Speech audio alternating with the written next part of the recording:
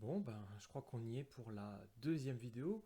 Bonjour YouTube, ça me fait très plaisir de vous retrouver à nouveau et je vais profiter de cette petite introduction d'abord pour vous remercier parce que vous avez été extrêmement nombreux à me suivre, me soutenir, liker, commenter. Vraiment, ça m'a fait extrêmement plaisir. J'étais super content de voir que vous étiez au rendez-vous pour cette aventure, ce début d'aventure, cette expérience et ça me donne envie de continuer. Je me suis dit, pour cette deuxième vidéo, ça pourrait être intéressant de vous présenter ce que je comptais lire en mai. Sauf qu'en mai, on a ce qu'on appelle le mois de la fantasy. Et mois de la fantasy veut dire du coup un challenge fantasy avec plein de livres à lire. Et donc j'ai choisi d'essayer de relever partiellement, parce que je me modère hein, évidemment, le challenge de Steph de la chaîne Pikiti Bookin qui nous a préparé un menu avec plein de catégories et à nous de piocher dedans pour savoir et à nous de piocher dedans pour essayer de réussir à cocher à peu près toutes les cases. Je vous cache pas qu'il y a à peu près 13 lectures, je n'en ferai absolument pas 13 parce que le mois de mai c'est un mois qui est ultra chargé pour moi, je vous cache pas. Donc je vais faire la liste de ce que j'aimerais bien lire et après, on fera le bilan de ce que j'ai réussi à lire. Honnêtement, je vise 3 livres, je vais lire ça tranquillement. Et le reste, je le garde pour plus tard parce qu'il n'y a pas de raison. Jingle.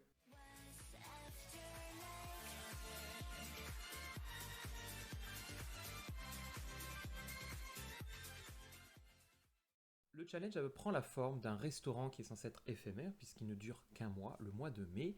Et dans ce restaurant, nommé restaurant Fantasia en hommage à la fantaisie évidemment, nous sommes censés choisir un certain nombre de plats. En fait, il y a en tout 12 plats. Je le répète, je ne lirai pas les 12, mais je vais vous dire moi ce que j'aurais mis dans ces différentes catégories et ce que je vais essayer de lire. Donc pour l'entrée, le premier plat qu'on nous propose, c'est une petite douceur surprise du chef, la saga chouchou, un livre qui est potentiellement court. Moi, je vais un petit peu tricher puisque je vais mettre dedans La Roue du Temps, tome 6, que j'écoute actuellement en audio. Donc, l'un dans l'autre, c'est pas un livre court, mais c'est quand même plus efficace et ça ira rapidement. Le deuxième plat, les insectes sont nos amis. Il faut trouver quelque chose qui corresponde à la catégorie animaux, peur, défi. Je vais me concentrer sur le défi. Et mon défi, ça va être de finir ce livre. Alors, pourquoi... Ah non, pas de ce côté-là. Pourquoi c'est un défi de finir ce livre? Parce que je crois que je l'ai commencé une fois, deux fois, et à chaque fois je m'arrête, qui est pourtant pas très long. Alors ce livre, qu'est-ce que c'est? Prince captif, qui est quand même un livre extrêmement connu sur YouTube, sur TikTok, qui est très souvent recommandé, que j'ai depuis le début, parce que ça c'est la toute première édition. Il y en a eu deux autres, si je dis pas de bêtises. Et cette fois-ci, j'ai décidé, je vais le lire. Pourquoi c'est un défi pour moi? Parce que les thèmes du livre sont quand même assez durs, assez trash, assez violents. On parle d'un héros qui est capturé, qui devient un esclave, l'esclave d'un prince qui est assez dur, assez terrible. Tout ça, ce sont des euphémismes parce que j'ai pas envie que ma chaîne se fasse censurer. Et évidemment, il y a une romance qui va progressivement s'installer entre les deux personnages. L'esclave tombe amoureux du maître, et le maître, on se rend compte que finalement, il n'est pas si méchant que ça, et blablabla, et blablabla, et blablabla. Le problème, c'est que moi, tout ce qui se passe dans cet univers-là me répugne et me dégoûte très souvent, parce qu'il y a énormément de scènes liées, j'allais dire à la reproduction, mais c'est même pas le terme approprié. Bref, vous l'aurez compris, ça va être un vrai défi pour moi. Pour le troisième plat, on nous propose des tartines de lambas. Et il faut trouver un livre, Elf, Fies, créatures fantastiques. Là-dessus, je vais faire extrêmement simple. J'avais commencé Terry Pratchett, alors je ne sais plus si c'était la huitième couleur ou le huitième sort. Je crois que c'est l'un des deux. Voilà, vraiment efficace. C'est bien trouillé, t'as bien préparé ta vidéo, hein. Je vais essayer de lire un Terry Pratchett. Dedans, il y a très souvent tout un tas de créatures fantastiques, des dragons, tas de créatures extraordinaires. C'est des livres assez courts. Je pense que c'est raisonnable de le mettre dans la pile à lire de ce mois. On verra bien. Donc, soit l'un, soit l'autre. Je me souviens plus c'est lequel. Je sais que j'en ai déjà lu un. Maintenant, je vais lire le deuxième. Eh ben, on va voir c'est lequel le deuxième. Et enfin, pour terminer, la salade César. Et alors, dans cette catégorie-là, il nous faut de la mythologie ou de la high fantasy. La high fantasy, parce que je suis pas toujours au clair, moi, sur les différentes catégories, donc je suis allé voir ce que c'était. Et la high fantasy, de ce que j'ai cru comprendre, c'est un peu la fantasy pure à la Seigneur des Anneaux. Un livre que j'aimerais bien essayer de lire, je pense pas le lire ce mois-ci, c'est Magicien de Feist, Raymond Feist, je crois, qui a l'air d'être un sacré pavé. Après, ça dépend, je crois, de l'édition, etc. Mais ça a l'air d'être de la fantasy high, high, higher. Ça a l'air de la fantasy. J'en sais pas plus parce que je déteste me renseigner sur les romans. Mais voilà, Magicien, il est sur ma liste depuis très longtemps. Peut-être que je me lancerai ce mois-ci, j'y crois pas trop, mais sait-on jamais. On arrive enfin au plat de résistance, là celui qui va être un petit peu... voilà, il faut de la consistance. Spécialité du monde, voyage, Afrique, Asie. Alors là, j'avais plein de recommandations, mais il y en a une que j'ai envie de citer, c'est La guerre du pavot. Mais c'est vraiment un roman qui me tente depuis très longtemps. Pareil, je suis pas sûr de le lire ce mois-ci, mais à mon avis, avant la fin de l'année, je l'aurais lu. Je ne sais pas grand-chose de cette histoire. Je sais juste que l'autrice est d'origine chinoise et que c'est de la fantaisie chinoise. Voilà. Donc, moi j'ai envie. C'est un de ses premiers romans qu'elle a écrit d'ailleurs très jeune, je crois qu'elle avait 19 ans. Ça me tente énormément parce que j'en ai entendu souvent que du bien. C'est une trilogie. Donc pourquoi pas La guerre du pavot ce mois-ci, et sinon ce sera mois prochain ou un autre. Sous ou sur l'océan, poisson frais, garantie, sirène, pirate, bateau. Je ne peux pas mettre dedans Les Aventuriers de la mer, qui est pourtant pile dans ce thème, parce que je les ai déjà lus. Je peux vous le recommander, mais je ne peux pas prendre Les Aventuriers de la mer. Je vais donc du coup à la place placer l'un des romans que Sanderson a sorti récemment, Tess, ou quelque chose. Je ne sais plus la suite, mais je crois que c'est Tess ou l'émeraude vert ou quelque chose comme ça, je sais plus. La petite histoire, Sanderson, il écrit quand même un milliard de choses, hein, il était sur 15 sagas en même temps, et il a annoncé, un peu en surprenant tout le monde, que pendant l'écriture de ces différents livres et de faire la promotion, de voyager, etc., pour aller montrer, tiens, j'ai écrit ça. Il s'est un petit peu ennuyé dans les trajets, dans les transports. Donc du coup, qu'est-ce qu'il a fait? Dans le train, dans les avions, il s'est mis à écrire des romans. Donc il a écrit, je crois, 5 romans, qui sont inédits et qui se lisent comme ça, séparément les uns des autres. Les 2 premiers sont sortis, si je dis pas de bêtises, et le premier, c'était justement cette fameuse Tess, qui est une pirate, et qui va mener, je crois, l'enquête au sujet de je ne sais quoi. Honnêtement, au départ, j'étais pas ultra tenté, mais, mais, j'ai fini très récemment, et je vous en parle très bientôt, La Voix des Rois.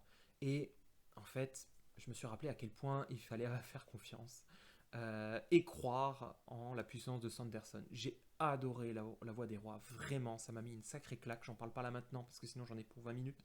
Mais ça m'a redonné envie de lire davantage de Sanderson. Donc pourquoi pas, on verra. Il était une fois la gastronomie, réécriture de contes, princesse, cuisine. Là, je vous cache pas que réécriture de contes, princesse, cuisine, j'ai un peu du mal. Alors, j'ai pas de princesse, parce qu'en plus j'ai déjà grillé ma carte de prince captif, mais, j'ai des princes. Et je me suis dit, pourquoi pas reprendre la saga des princes d'Ambre. J'avais lu le tome 1 et 2, je n'avais d'ailleurs quasiment aucun souvenir, parce que j'ai dû lire ces livres-là il y a 10 ans, mais j'avais envie de retenter l'expérience, parce que ce sont des petits livres. Celui-là, je me dis, je vais peut-être y arriver. Alors le problème, c'est que comme je ne savais plus si je l'avais lu ou pas, parce que je crois que ça c'est le tome 3, je suis allé voir sur Wikipédia, j'ai lu un petit peu, et je lisais, je disais, mais j'ai lu, j'ai pas lu. Au final, j'ai quasiment lu tout le résumé du tome 3, et à la fin, je me suis dit, non, en fait, je l'ai pas lu. Donc, je vais le relire, enfin, je vais le lire pour de bon. Voilà, la saga des Princes d'Ambre. J'ai pas le temps de vous faire une très longue présentation, mais il faut imaginer des rois qui se tapent dessus pour un trône, enfin des princes du coup qui se tapent dessus pour un trône, et qui sont confrontés évidemment à des créatures maléfiques qui profitent du chaos pour s'emparer de tout ça. Donc alliance, trahison, ils passent leur temps à se mettre d'accord, se trahir, et non, et je suis d'accord, je suis pas d'accord, etc. Bon, Ben, je vais essayer de lire ça. Honnêtement, il fait 200 pages. Non, ouais, non, 300. On verra. L'assiette Gargantua, suite de saga.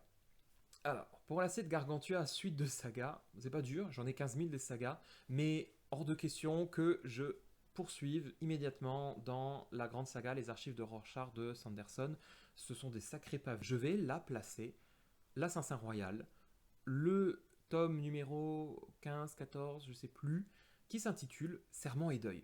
Waouh. Alors là, quand j'ai vu ce titre-là, en plus deuil au pluriel, j'ai trop peur. Je sais pas qui va mourir, je sais pas ce qui va se passer. Est-ce que ce sont des personnages importants, proches du personnage principal? J'en sais rien, mais j'ai vraiment peur. Et j'ai hâte quand même de le lire parce que ce qui se passait avant avait vraiment lancé l'histoire. Et là, voilà. Donc, on va lire celui-là. 350 pages à peu près, ça doit être raisonnable. Celui-là, je pense très sérieusement le lire ce mois-ci. On arrive dans la dernière catégorie, les desserts. Parce qu'après avoir mangé tout ça, il faut quand même se faire un petit peu plaisir. Bah, vous allez voir que le un petit peu plaisir, il est quand même assez costaud. On commence avec le Icy Cream, Dark Fantasy, Enquête, Mystère. Alors, pour cette catégorie, j'ai fait un choix très étrange. J'ai décidé de lire ou d'essayer de lire un livre que j'ai dans ma pile à lire depuis très longtemps puisque c'est un cadeau et je ne sais même pas si c'est vraiment de la fantaisie. En réalité, je pense pas, mais comme j'ai aucune information sur le livre et que je veux pas creuser davantage, je me suis dit on verra. Mais j'ai quand même envie de faire confiance. Je vais essayer de lire Le Maître des Illusions, en anglais The Secret History de Donatart. En plus, il y a le petit jeu de mots, le dessert Donatart. Vous voyez comme c'est drôle. De quoi ça parle? J'en ai pas la moindre idée. Je sais juste, je crois, que c'est dans un genre qu'on appelle la... euh, j'ai oublié le nom. School Fantasy. Non, je sais plus. Il y a un nom pour parler de ces romans qui s'intéressent beaucoup au latin, à la langue latine, au grec, le savoir, voilà, il y a une réflexion autour du savoir, etc. Je n'ai aucune idée de quoi ça parle, mais ça m'a toujours tenté. Et là, je me suis dit, c'est le moment. Et surtout, je l'ai en version physique.